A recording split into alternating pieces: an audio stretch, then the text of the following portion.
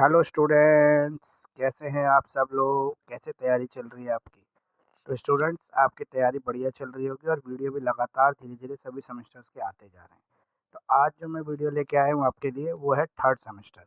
तो धीरे-धीरे सभी सेमेस्टर्स के वीडियो मैं आपके बीच में डाल रहा हूँ। तो first semester, third semester, fifth semester, seventh semester, ninth semester, ये वीडियो टोटल आपको इस बार मिलने वाले हैं। तो धीरे-धीरे वीडियो आपके बीच में आ रहे हैं, आप तैयारी शुरू करते जाइए या रिवीजन वीडियो से करते जाइए। तो वीडियो जो है हमारा पॉलिटिकल साइंस 3 का है, जो बीएलएलबी थर्ड सेमेस्टर के बच्चों के लिए काफ़ी इंपॉर्टेंट वीडियो होने जा रहा है। तो इसमें 70% मार्क्स गारंटेड हैं आपके, जितने भी क्वेश्चंस मेरे वीडियो में हैं। अगर आप पहली बार मेरे वीडियो से जुड़ रहे हैं तो मैं आपको थोड़ा-सा बता दूँ कि जो वीडियो है ये मेरे, इसमें मैं करीबन-करीबन आपको 16-17 क्वेश्चन के आस-पास देता हूँ। उतने क्वेश्चंस अगर आप कर लेते हैं, तो आपके 70% मार्क्स गारंटेड है मेरी तरफ से। मतलब पेपर जो आता है आपका, जिसमें बी और सी सेक्शन को मैं कवर करके चलता हूँ, तो वो कम से कम 70% जो है वो इसी क्वेश्चंस में से आता है। तो 70% पेपर को मैं कवर करता हूँ। आपको बस इतना करना है कि इन क्वेश्चंस के आंसर्स बढ़िया तरीके से तैयार कर लेने, अच्छे से आंसर लिख के आने, आंसर राइटिंग का पैटर्न बहुत बढ़िया रखना है, ताकि आपके अच्छे मार्क्स आ सकें, ताकि आप पास ही नहीं बढ़िया मार्क्स भी ला सको। तो स्पेशली जो वर्किंग स्टूडेंट्स हैं, जिनके साथ थोड़ी प्रॉब्लम रहती है कि उनको पढ़ने का समय कम मिल पाता है, सारा समय जो है पारिवारिक जिम्मेदारियों में या ऑफिस की जिम्मेदारियों में निकल जाता है, वो छुट्टी लेके कुछ दिन पढ़ते हैं, तो वो कुछ ऐसा मटेरियल ढूंढते हैं जिससे वो इजीली जो है पास हो जाए। तो ये वही मटेरियल है जिसको आप पढ़ने से आसानी से पास हो सकते हैं। तो एग्जामिनेशन फॉर्म भी आ चुके हैं सीसीएस यूनिवर्सिटी के और माशा कुंभरी यूनिवर्सिटी के। जल्दी ही आप दोनों यूनिवर्सिटी के एग्ज़ाम भी स्टार्ट होने वाले हैं। तो एग्ज़ाम भी स्टार्ट होने वाले हैं और आपके जो है एग्जामिनेशन फॉर्म भी आ चुके हैं। तो आप पढ़ना भी शुरू कर देना चाहिए और पढ़ने का सही समय भी आ चुका है। तो आज का जो वीडियो है वो पॉलिटिकल साइंस का है, जिसमें हम पॉलिटिकल साइंस से जुड़े हुए पूरे सिलेबस को कवर करेंगे, सारे इंपॉर्टेंट टॉपिक सिलेबस के, और सारे इंपॉर्टेंट क्वेश्चन जो है इस वीडियो के थ्रू आपको पता लगेंगे।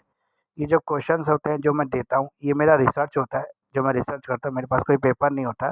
कई बच्चे कहते हैं कि सर आपके पास तो पेपर शायद पहले ही आ जाता है, इसलिए आप बता देते हैं। नहीं, मेरे पास कोई पेपर नहीं होता है। मैं जो है अपने रिसर्च के बेस पर या अपने एक्सपीरियंस के बेस पर आपको ये बता पाता हूँ कि इस बार किस तरह का पेपर आने वाला है या पेपर में किस किस तरह के क्वेश्चन रहने वाले हैं। तो आइए शुरू करते हैं, वीडियो को चलते हैं ज़्यादा समय ना खराब करते हुए। तो ये जो है हमारा एजुकेटर ऑफ दिल्ली जो है पॉलिटिकल साइंस 3, इसको हम आज कवर कर रहे हैं। पॉलिटिकल साइंस 3 जो है, इसका क्वेश्चन नंबर 1 है हमारा, explain the meaning of public administration. तो पब्लिक एडमिनिस्ट्रेशन का क्या मीनिंग है ये बताना है आपको। Public administration is a science और आर्ट। पब्लिक एडमिनिस्ट्रेशन साइंस है या आर्ट्स है, ये बताना है। Give argument in confirmation of your answer. अपने आंसर को कन्फर्म करते हुए अपने आर्ग्यूमेंट्स उसमें आपको दर्ज करने। क्वेश्चन नंबर 1 है हमारा, देखो 1 1 1, इसका मतलब है इन सबका आंसर केवल एक ही तैयार करना है। इससे आपके लिए और थोड़ा सा ईजी हो जाएगा कि सारे जब क्वेश्चन एक जैसे हैं और एक ही आंसर तैयार हो जाए, तो कुछ भी पूछ ले आपसे, आपने बस पब्लिक एडमिनिस्ट्रेशन देखना है और आंसर लिख देना है। तो explain the difference between the public and private administration. Public private administration में क्या फ़र्क है, अगला क्वेश्चन है। क्वेश्चन नंबर 1 ही है ये भी। Define the public administration and its significance. Discuss the role and importance of public administration in democratic countries. इसके बाद भी क्वेश्चन नंबर 1 ही है, discuss the role of public administration in the modern state. तो ये टोटल जो question है हमारे 4 हैं जो पब्लिक एडमिनिस्ट्रेशन से जुड़े हुए हैं, और इसको अगर आप कर लेंगे तो पब्लिक एडमिनिस्ट्रेशन के लगभग सभी टॉपिक को आप कवर कर लेंगे। तो इसके बाद हमारा क्वेश्चन नंबर 2 है, what do you understand by the public administration. ये भी पब्लिक एडमिनिस्ट्रेशन ही कि पब्लिक एडमिनिस्ट्रेशन से आप क्या समझते हैं, यानी कि इसमें आपको पब्लिक एडमिनिस्ट्रेशन की डेफिनेशन देनी है। इसके बाद है एक्सप्लेन द, इसी क्वेश्चन का एक पार्ट है, explain the POSDCORB theory in the scope of the public administration. Public administration में जो पॉट्सक्रॉप थ्योरी है उसको बताना है, ये थ्योरी क्या है। ऑल्सो एग्जाम इट्स क्रिटिकली, और इसकी क्रिटिसाइज भी करना है, उसके क्रिटिकल एग्जाम्पल्स भी बताने हैं।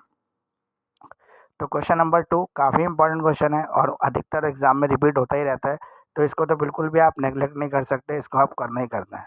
क्वेश्चन नंबर 3 है हमारा, what do you understand by the bureaucracy. Bureaucracy क्या होती है, explain in detail the characteristics of bureaucracy. Bureaucracy के जो कैरेक्टरिस्टिक्स हैं उनको डिटेल में एक्सप्लेन करना है आपको।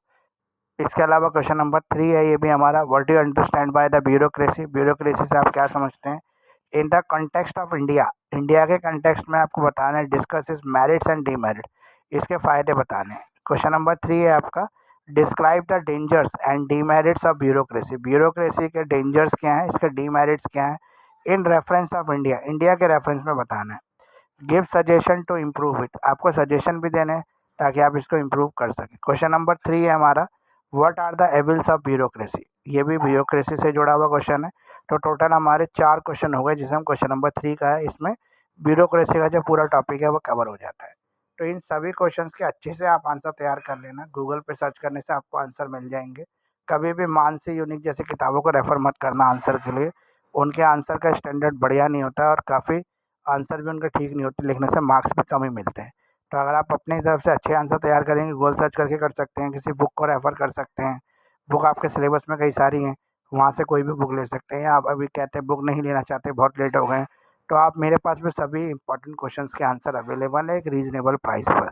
तो उतना प्राइस अगर आप मुझे पेमेंट करेंगे तो मैं भी आपको आंसर दे दूँगा। अदरवाइज़ मेरा सजेशन ये है, खुद मेहनत करेंगे तो अपनी मेहनत की बनाई हुई या पकाई हुई खीर को खाने में मज़ा ही अलग आता है, तो आपको ज़्यादा अच्छा लगेगा। तो आइए नेक्स्ट स्लाइड की तरफ चलते हैं। एजुकेटर ऑफ दिल्ली जो है पॉलिटिकल साइंस 3 के जो क्वेश्चन है आज कवर कर रहा है। पॉलिटिकल साइंस 3 हमारा इंपॉर्टेंट सब्जेक्ट है BLLB का, थर्ड सेमेस्टर का। क्वेश्चन नंबर जो 4 है हमारा, explain the marks Weber's theory of bureaucracy with its criticism. तो मार्क्स वेबर की जो थ्योरी है ब्यूरोक्रेसी की, उसके क्रिटिज्म्स को हमें एक्सप्लेन करना है यहाँ पे। क्वेश्चन नंबर 4 ही है अगला भी, क्योंकि वो भी मार्क्स वेबर की थ्योरी का ही है। Discuss the marks theory of bureaucracy, bureaucracy की जो थ्योरी मार्क्स ने दी है वो क्या है। क्वेश्चन नंबर 5 है हमारा, what is the relation between the bureaucracy and democracy. Bureaucracy और डेमोक्रेसी में क्या रिलेशन है, एनालाइज करना है हमें क्रिटिकली, हमें क्रिटिसाइज करके इसको एनालाइज करना है। क्वेश्चन नंबर 6 है हमारा, give the 4 reason of the rise of bureaucracy, bureaucracy के राइज होने के 4 रीजन क्या क्या हैं। क्वेश्चन नंबर 7 है, discuss the functions and powers of जिला पंचायत, जिला पंचायत के फंक्शंस और पावर बताने। अगला क्वेश्चन नंबर 8 ही है, 8 के 3 पार्ट है, तीनों ही 8 क्वेश्चन है। क्वेश्चन नंबर 8 है, right a short note on district administration of India, India का जो डिस्ट्रिक्ट एडमिनिस्ट्रेशन है उसको एक्सप्लेन करना है। क्वेश्चन नंबर 8 ही है अगला भी, discuss the foundation of district collector in India, sorry functions क्या है डिस्ट्रिक्ट कलेक्टर के। Also discuss the charging role of district collector in India, district collector का जो रोल अब चेंज हो रहा है, जो समय के साथ बदल रहा है, वो चेंजिंग रोल क्या है उसका। Question number 8, what do you mean by the district administration, district administration से आप क्या समझते हैं। Discuss its structure and main functions, इसके स्ट्रक्चर्स क्या है, मेन फंक्शंस क्या है, एंड इट्स रोल, उसका रोल क्या है। तो जो ये क्वेश्चंस हैं काफ़ी इंपॉर्टेंट क्वेश्चंस हैं, अगर आप इनको कर लेंगे तो डेफिनेटली आपके अच्छे मार्क्स एग्जाम में आ सकते हैं। तो इसमें 70% मार्क्स जो है मेरी तरफ से गारंटेड है। अगर आप ये मेरे बताए हुए सारे क्वेश्चन A to Z सारे क्वेश्चन बढ़िया से लर्न करके जाते हो और अच्छे से आप प्रेजेंटेशन करते हो आंसर लिखने में, तो आपको 70% मार्क लाने से कोई नहीं रोक सकता, आपको ईजिली 70% मार्क्स आ सकते हैं। तो आइए नेक्स्ट स्लाइड की तरफ चलते हैं। एजुकेटर ऑफ दिल्ली जो है आज कवर कर रहा है पॉलिटिकल साइंस 3 के क्वेश्चन। पॉलिटिकल साइंस 3 का जो क्वेश्चन हमने 8 पिछले स्लाइड तक कवर कर लिए थे, इस स्लाइड में हम क्वेश्चन नंबर 9 से शुरू करें। तो आप देख रहे हैं कि तीनों क्वेश्चन क्वेश्चन नंबर 9 है, तो यानी कि तीनों क्वेश्चन इंटर रिलेटेड क्वेश्चन है, एक ही चीज़ पूछी गई है।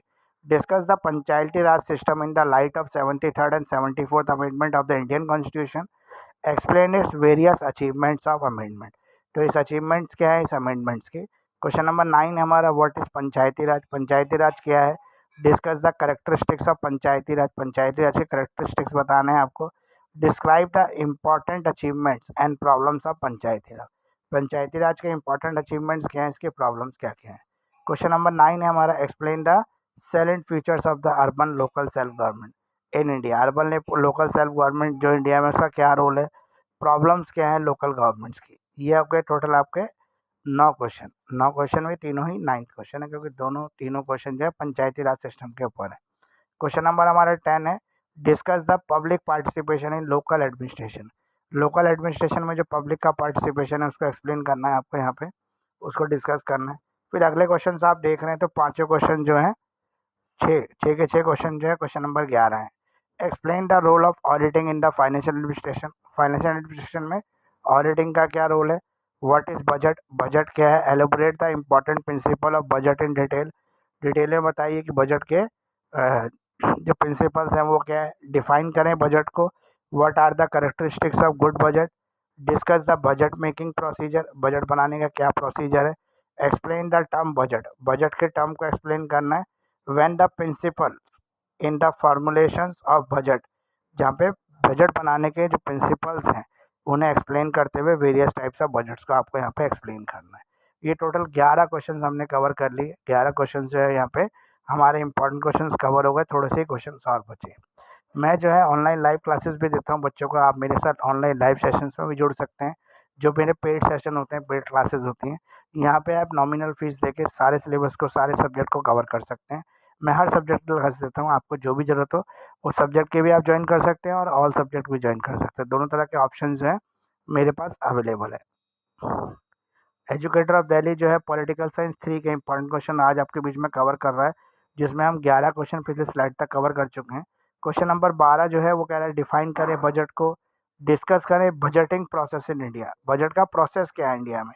क्वेश्चन नंबर 13 है how central budget is formulated and executed in India, central budget को कैसे बनाया जाता है और कैसे एग्जीक्यूट किया जाता है। क्वेश्चन नंबर 14 है what do you mean by the policy, policy से आप क्या समझते हैं।